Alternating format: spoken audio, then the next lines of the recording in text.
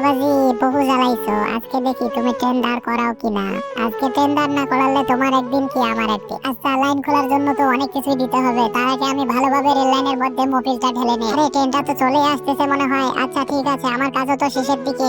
সে যাই হোক, এখন আমি ওস্তাদের সঙ্গে একটু কথা বলে নেই। ওস্তাদ কি বলে আমার বাকি কাজ ওস্তাদের কথা মতোই করব। আরে ওস্তাদ কলটা ধরে না কেন?